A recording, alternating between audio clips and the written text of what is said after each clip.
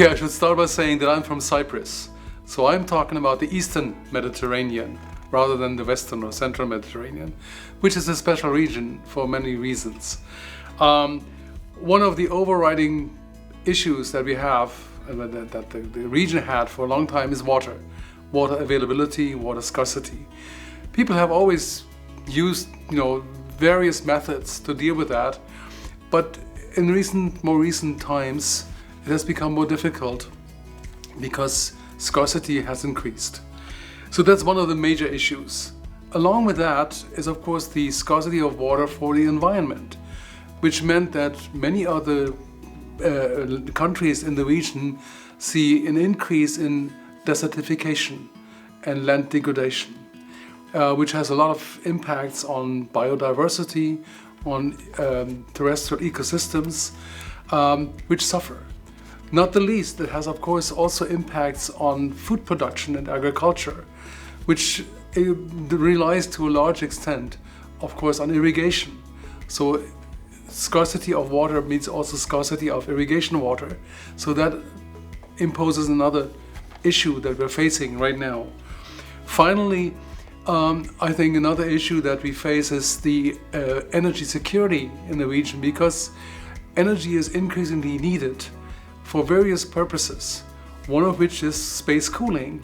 In summertime, when temperatures really rise up to 40+ degrees, you cannot live inside without air conditioning, which is unfortunate, but it consumes a lot of energy. If you look at the energy consumption throughout the year, you see a very clear maximum during the summer months.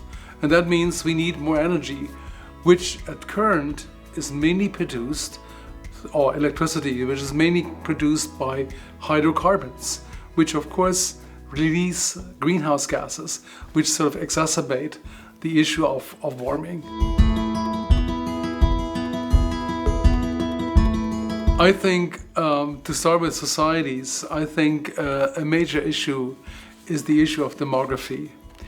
The population in the Eastern Mediterranean or in the Middle East, North African region, which we call MENA, has grown tremendously over the last 50-60 years, and it continues to grow.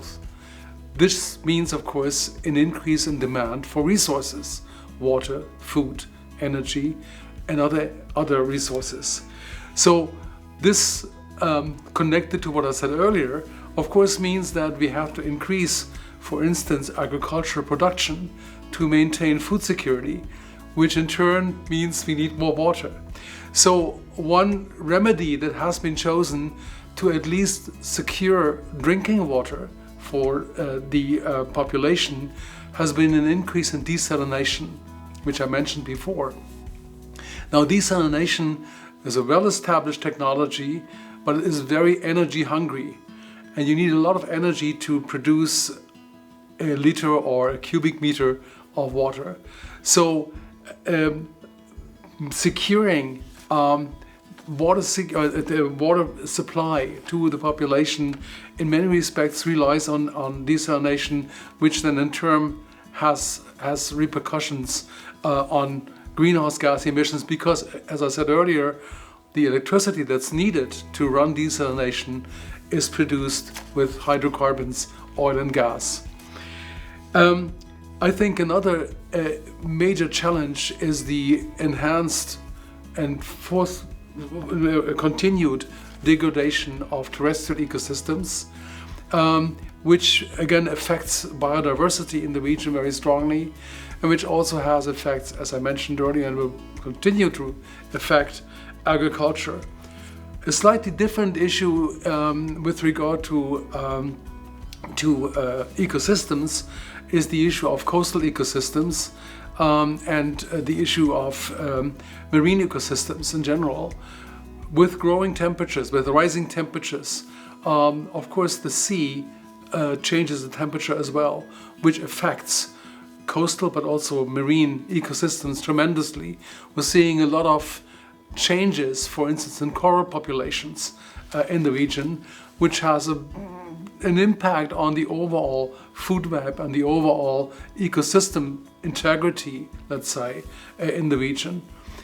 Another issue when we talk about the coast is the issue that with an increase in sea level, which we are expecting in the Mediterranean, and with in parallel an increase in demand for water, the water aquifers in the coastal region increasingly are affected by seawater that flows into these aquifers and makes them unsuitable, both for human consumption but also for irrigation. So that's another, I think, major issue that we face, which again has repercussions on, for instance, food security, because a lot of the coastal region is also needed and also used for agriculture purposes. Two things at least come to mind. To start with agriculture, we are now, I think, or there are examples now for practicing, for instance, hydroponics, and in other words, agriculture practices that rely on a minimum of water. And these practices, I think, have to be distributed more widely, have to be practiced more widely to, again, reduce the water needs for agriculture and at the same time maintain food security in the region. So I think this is something that farmers will have to learn. I mean, in Cyprus, to pick that example, farmers have been pretty good in advanced irrigation technologies. So they're using drip irrigation, for instance, instead of just spraying the water over the fields. So that's a good beginning, but there's a lot of potential in utilizing water more safely. And Israel, for instance, is a great example that shows us how these things can be done. Another aspect that I would like to mention of concrete changes that can be made is in the field of energy. Energy in many parts of the Eastern Mediterranean is still, or electricity I should say, is still produced, as I mentioned many times now, through burning of oil and gas. However, the region is blessed with a big amount of solar input. So solar and wind to some extent, I think, are energy technologies or electricity producing technologies that are already but can still be more employed in producing electricity. In Cyprus, we're trying now an innovative way of utilizing solar energy by using what is called concentrated solar power, which is a technology that uses mirrors to concentrate infalling solar radiation on a point where we heat up a fluid, and this fluid is then used to store energy for one thing, and then extracting of this energy enables us to produce steam, and this steam then runs a conventional steam turbine to produce electricity. However, the steam, once it exits the turbine, still has a lot of thermal energy in it, and we use this energy in a multi-stage desalination unit to produce drinking water.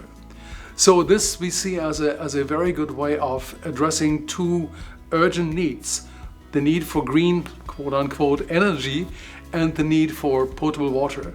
And I think if this can be developed further and made really be practical in a sense and interesting for larger companies to get engaged in, then I think we have a good way of becoming more sustainable, both in terms, again, of water supply, but also in terms of electricity generation.